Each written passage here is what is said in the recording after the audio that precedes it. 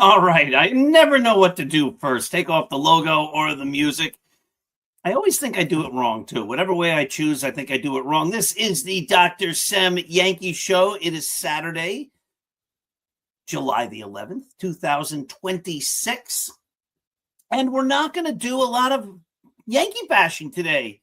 We're not going to talk about how they've had a miserable month. We're not going to talk about players who aren't performing. Instead, today, we are going to talk about the great Mickey Mantle and a wonderful book that was just written this year about Mickey Mantle. We have not one, but two special guests. But before we begin, let's make today a great day. And how do you make your day great? It's simple. You look around and you notice the good, because there is good everywhere, always. Even in the worst times, there is good. You notice the good and you bring that and cherish that in your heart.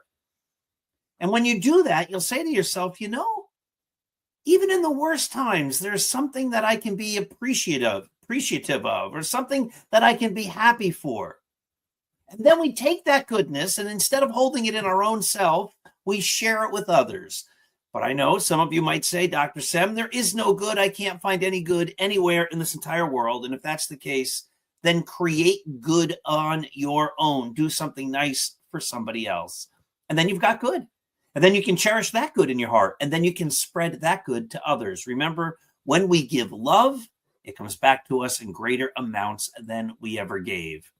Also, a reminder that this show is brought to you by Artemisia Publishing. Artemisia is a traditional publisher in the good old United States of America, and they've published lots of great books about the Yankees written by me. And some of those books are, the least among them, From Compton to the Bronx. I Need a New Graphic for The Greatest New York Yankees by Uniform Number. And of course, they also published the greatest novel ever written, Scattering the Ashes. If you haven't read it yet, your life is incomplete, so get yourself a copy. Go to apbooks.net. They have a gazillion books across a billion different genres. Take a look. They are great. Now, today's book does not come from Artemisia, comes from a different publisher, and it is called 7 Swings at 7, and it talks about Mickey Mantle, his legend, and the fact that he was a victim of American culture. It's by Rob Weir, and Rob is here. We're going to bring him up. Hi, Rob. Hey, Dr. Sem, how are you? I am doing great. It's great to have you. And we also have, from Start Spreading the News, and Central Pennsylvania, one of the greatest people in the world, Mike Whiteman. Oh, who happens to be reading my book. Thank you, Mike. It's good to be here. It's good to be Thank here. you, Mike. Mike did a review for this wonderful book on Start Spreading the News. And you can always go to Start Spreading the News at www.startspreadingthenews.blog, the greatest Yankees site. We put up brand new content every single day with articles at 6, 10, and 2 p.m. and 6 a.m. and 10 a.m., just so you don't get confused, 2 p.m., and then a game thread for every game that is played. But we're not here to talk about the Yankees of today. We're here to talk about Mickey Mantle. So, Rob, why don't you tell us a little about the wonderful book that you wrote? Well, it's a labor of love. I was an academic, and when I was an academic, I had to write a lot of books about things that I had to do to prove my chops, as it were. But I've had a couple things boiling in me forever. And I guess people said, when did you first start writing the book about Mickey Mantle? And I said, I think probably when I was 4. And that's what the time I became a Mickey Mantle fan. I grew up in South Central Pennsylvania.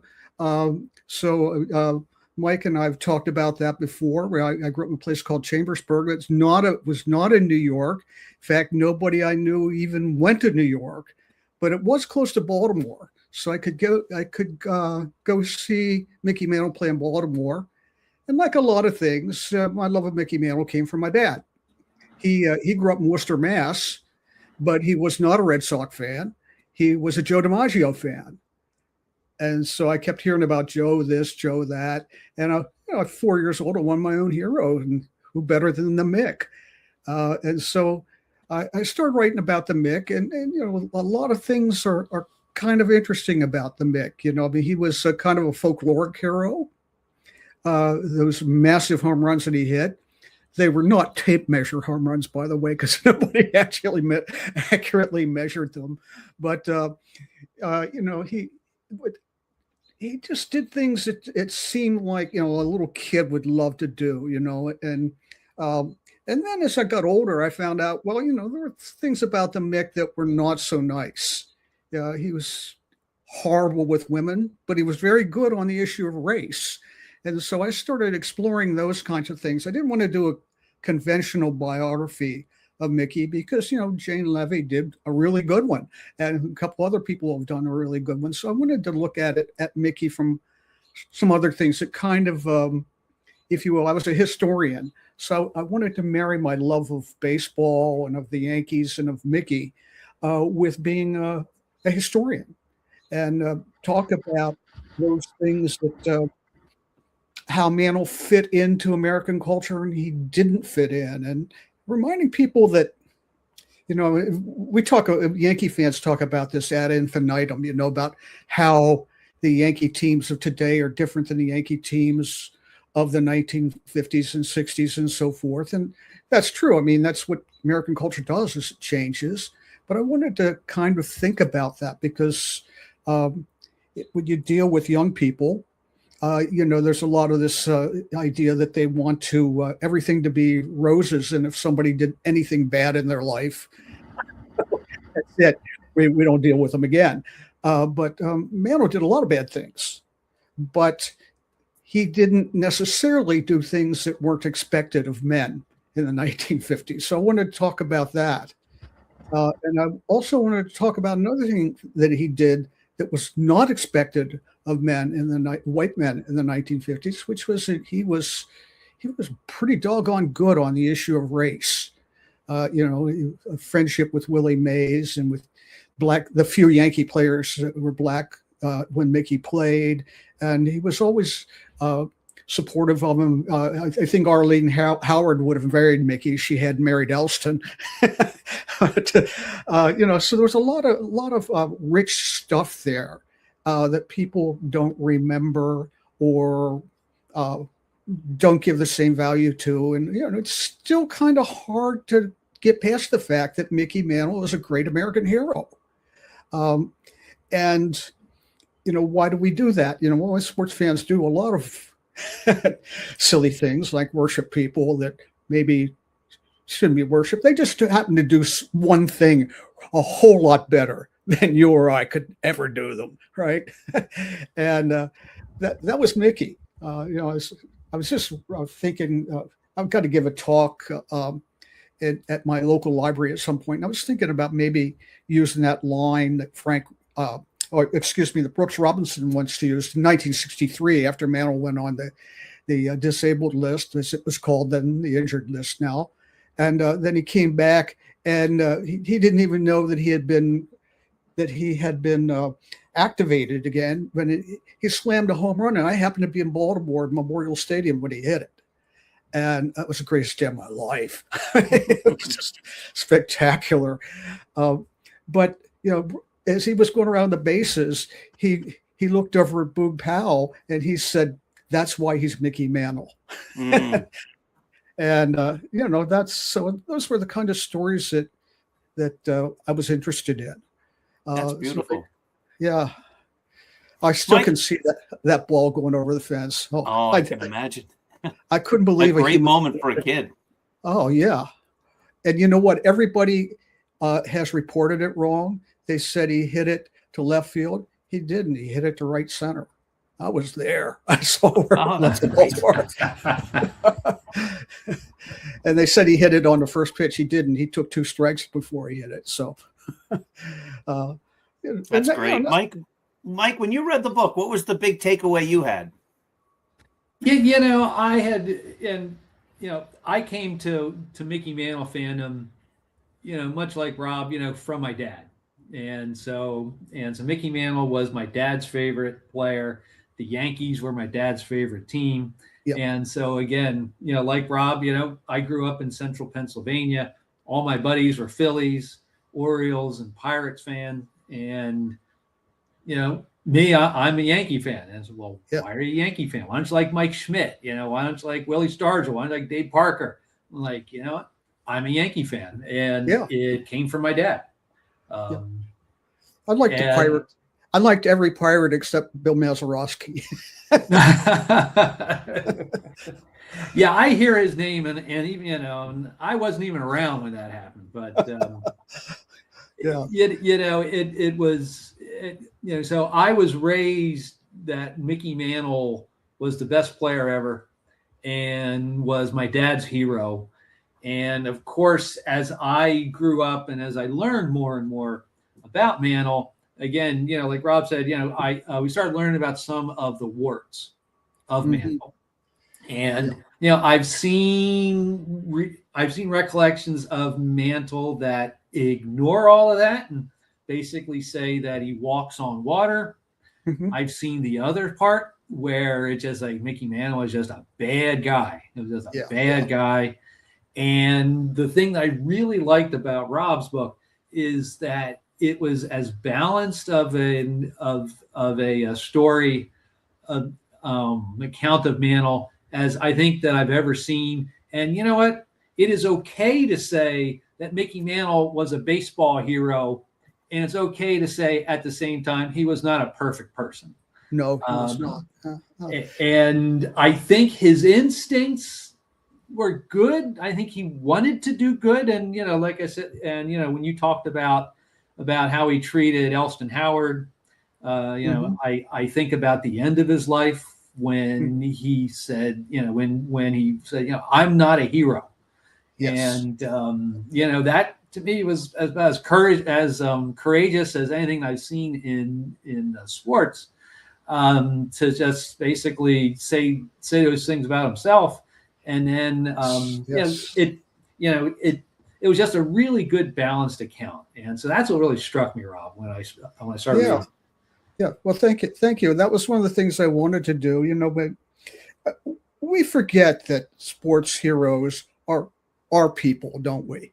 They take on this other aura, as it were, and they are subject to the same temptations, the same expectations, and the expectations of white men towards women in the 1950s was not particularly PC. Let's say, they were expected to be aggressive and to not necessarily engage in affairs like Mickey did, but on the other hand, that could get you cred with other men if you did. Sure.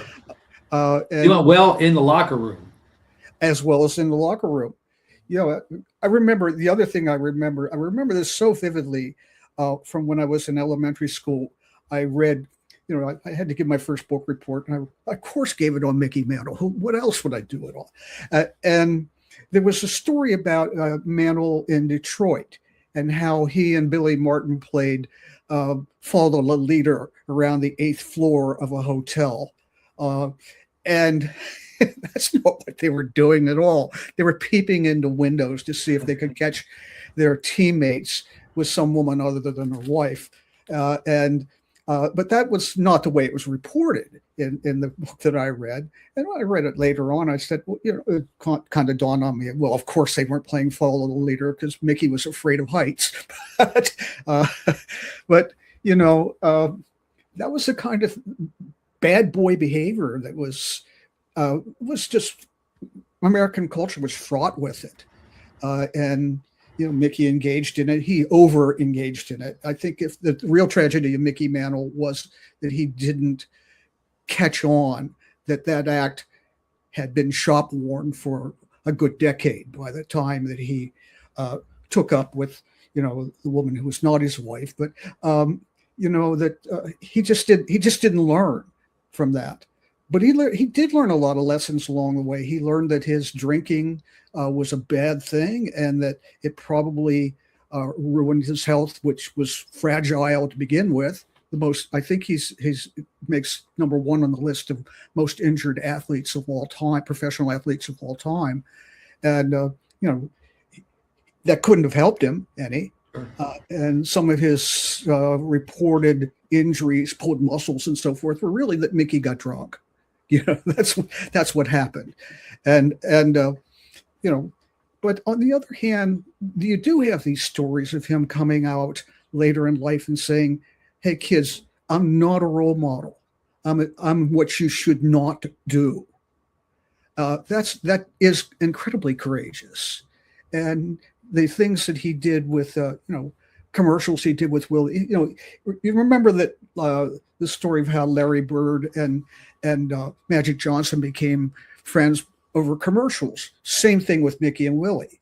The only difference is it was cool to do it when Larry and Magic did it, and it was not cool at all to do it when Mickey did it. Sure. But but he would go in and Willie was very shy. People don't know that about Willie Mays. He was a pretty shy guy. I got to shake his hand once, me and about 1,000 other people in Atlantic City. But he didn't put himself out there the way Mickey did.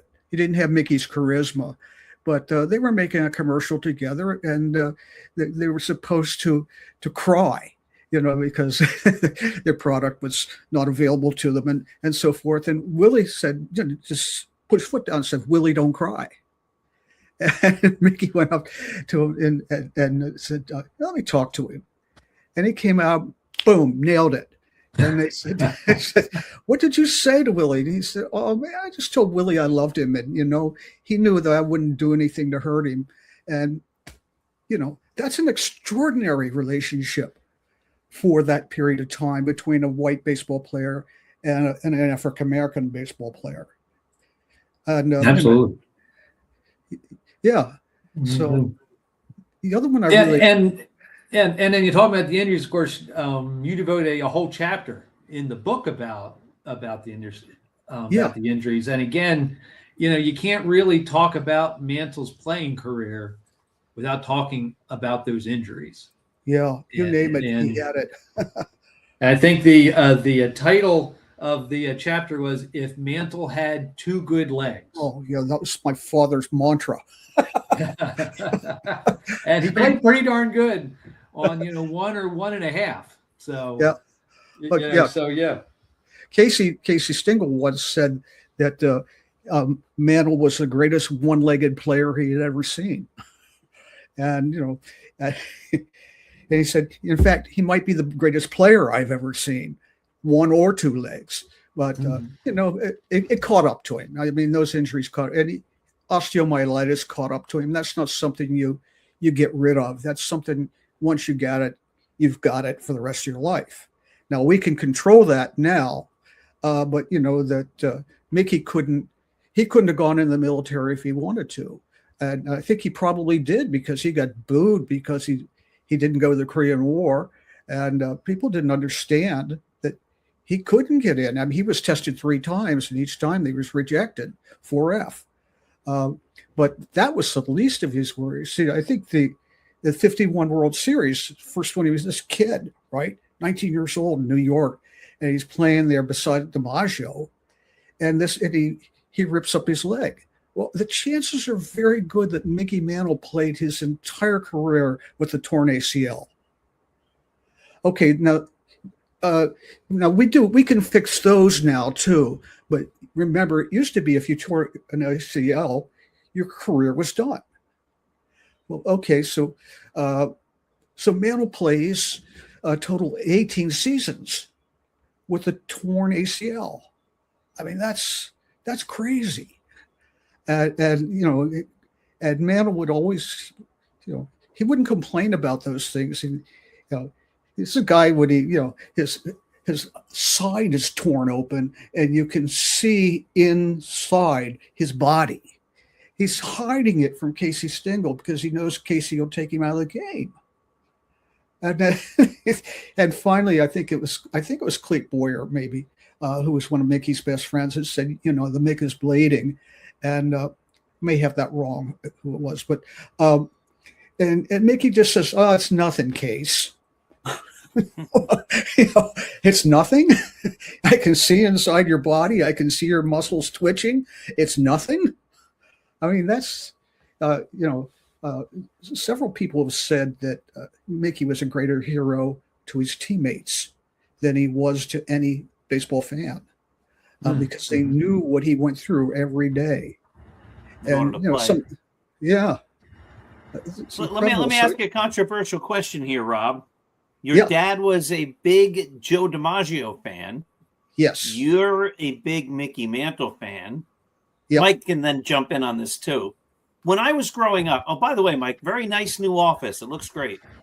Oh, thank you. Thank you. Just hoping to get a little more light here. So yeah, it's good. It's good. When I was growing up, the general consensus was Joe DiMaggio was the better player. Yeah. Then with the advent of news statistics, people now tend to rate Mickey Mantle as the better of the two. Rob, yes. Who's the better of the two, Mickey Mantle or Joe DiMaggio? Lou Gehrig.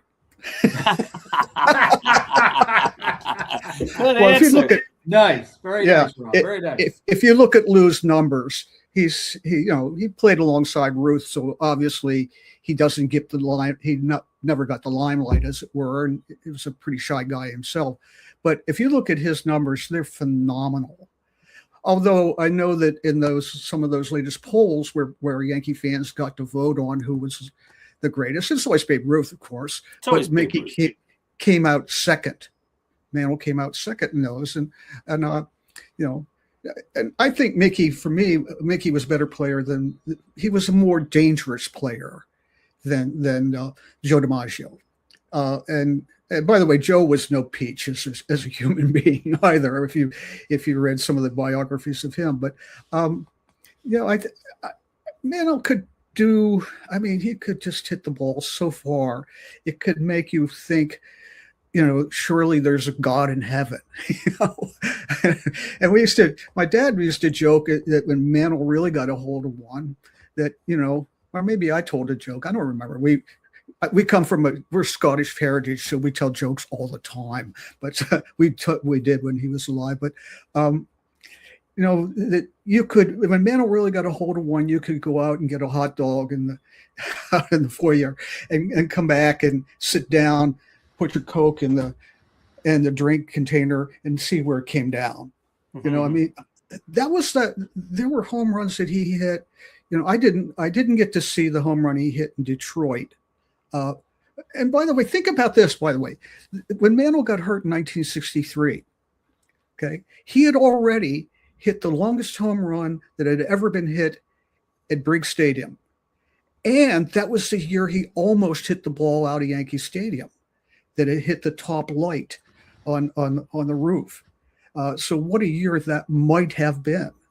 But just think about being able to do. I mean, you guys, I'm sure, went to the old Yankee Stadium and looked up there and said, "How can a human being hit a ball that far?" And I did the same thing. It was rising when it hit, right? Yeah. Some physicist made some kind of calculation about it but you can't really go by that because it did hit something. So you don't know how far it would have gone. But man, when I stood outside of Briggs Stadium after it was by then Tiger Stadium, it was on its way out. I used to go to a conference every fall in Detroit, and so I would go do other things in Detroit when I was there and so forth. And I stood out there where Mantle's ball came over the roof, and I just look there, and you have to be in awe of that. I mean, that's Paul Bunyan crap right there, and the home runs I saw him hit. I mean, I used to go down to Washington, D.C. to see the Mick too. We didn't go to New York because my dad was a working class guy. We didn't have a car that would be good enough to drive to New York. So that's how that worked. But we knew those towns, and we knew how to get around them and so forth. And we knew where to go if something went wrong with the car, which was a good thing. But after the Senators left Griffith Stadium and they moved into what was called DC Stadium, and then it was called RFK Stadium, they had those red seats up in the top deck in center field where Frank Howard hit them. And I saw Mantle hit one that was like maybe 2 rows over, but as far as Howard hit it. And Mickey always was a great Frank Howard fan. He said Frank was the strongest player I ever saw. Well, if Frank Howard was stronger than that, I never saw him hit one that far, but I saw Mickey hit one that far. And, it just seemed like the ball was never going to come down. And that gives a guy a kind of folkloric aura, as it were. Now, again, I want to emphasize that these guys, really, that's what they do. That's what they're supposed to do. I feel the same way when I see Aaron Judge really hit one. It's a thing of beauty. Although Judge's balls go out faster than Mickey's balls. Mickey's balls were parabolas. Just rise, and they don't come down until they are, until gravity pulls them down. That was kind of the way it was, except for his 500th. That was a cheap home run, but and I was a great Hank Aaron fan too. And Hank Aaron, he hit line drives. And so as a lot of people didn't give Hank Aaron the credit he deserved because his home runs went gone. Oh, I blinked, I missed it. But Mantle's, you didn't miss them. And that was just something for a kid to see. And then, as I said, I later on, I put my historian's skills to trying to do a balanced view of Mantle, and and found out that he fell short of being a hero, but they were never heroes to begin with. I mean, they might be legends, but they weren't heroes. A hero is a guy who pulls a kid out of a fire, right? Or takes his buddy back to get medical attention in the line of fire. But but a legend is a guy who he transpires time, and that's the reason we still talk about him. There are certain players we still talk about. We still talk about Babe Ruth. You guys never saw Babe Ruth, right? Mike did. Mike grew up with Babe Ruth. I think I'm older than Mike, so I've aged well. Yes, I've aged well.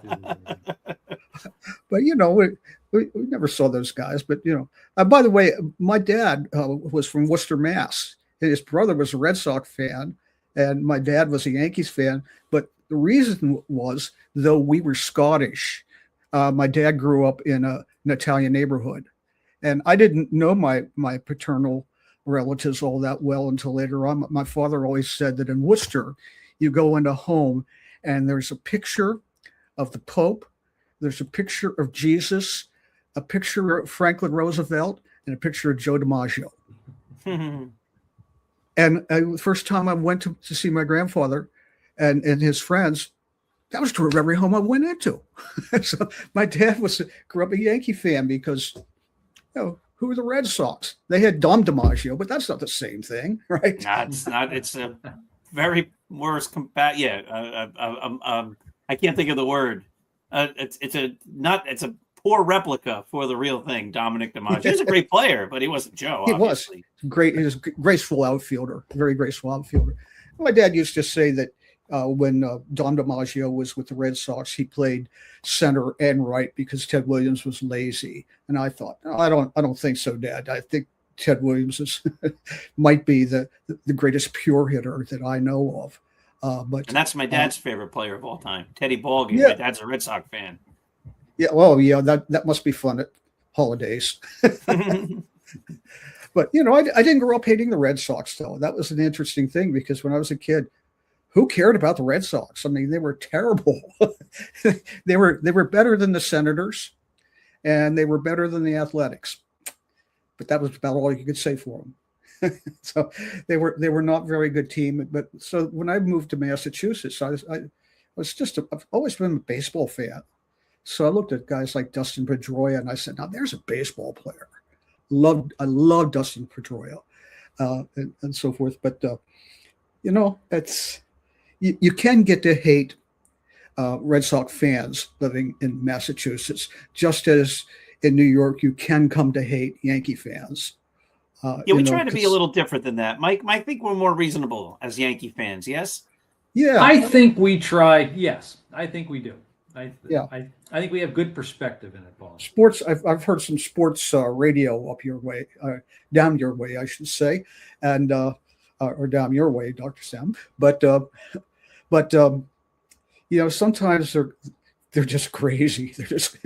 They're a little bit too rabid. You admire their passion, but you say, could we be a little bit objective about it? That might be a good thing. Yeah, I try not to listen to too much sports radio any longer. To just and actually, when you're writing a Yankee site, I try to keep my perspectives and my opinions my own. And if you listen too much to everybody else, then their ideas sometimes filter into the way your own thinking. So I think you're right. And I find a lot of it to be obnoxious, to be honest. So a lot of the discussion has less to do with sports often, and they're just talking about nonsense, and that just drives me up the wall.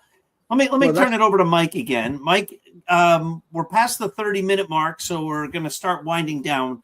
Do you have any other questions for Rob about Mantle, about the book, about any part of the whole topic? I would say, Rob, and maybe you answered it, but I had said one of my favorite parts of the book were the 7 home runs. Yeah. And what really struck me was, again, these all weren't famous ones. Like the 1951 spring training against USC. Yes. That to me was a great story.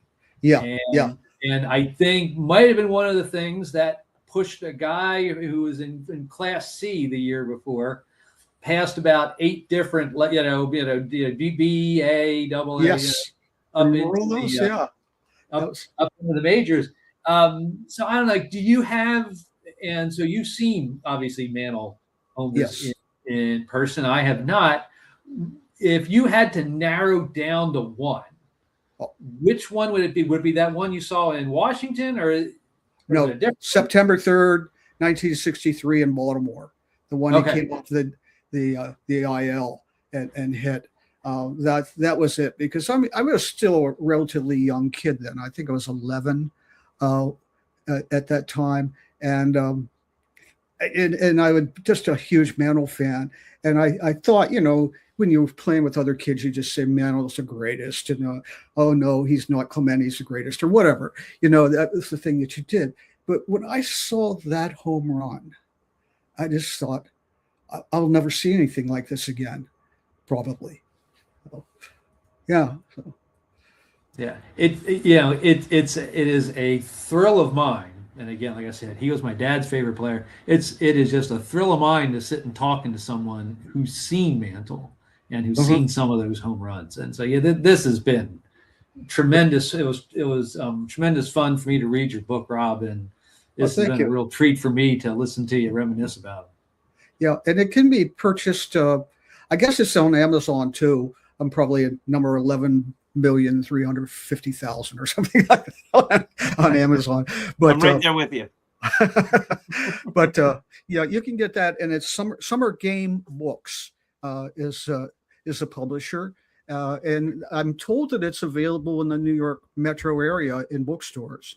I haven't been to New York for a couple months, so and Walt was the publisher was just getting around to getting a distribution of it in New York. But I'm told that they're in the bookstores, good bookstores near you. So awesome. Rob, I want to thank you so much. The book is called 7 Swings at 7. The story of Mickey Mantle, told not as a hero, not as a bad guy, but a balanced look at one of the greatest baseball players of all time. 7 Swings at 7 by Summer Game Books. Take a look. Go find it at Summer Game Books or on Amazon. Rob, thank you for joining us. Mike, thank you for joining us. Everybody, thank you for watching. This has been the Dr. Sim Yankees Show. Let's go, Yankees. Have yourselves a wonderful day. Remember, when we give love, it comes back to us in greater amounts than we ever gave. Have a great day. Okay.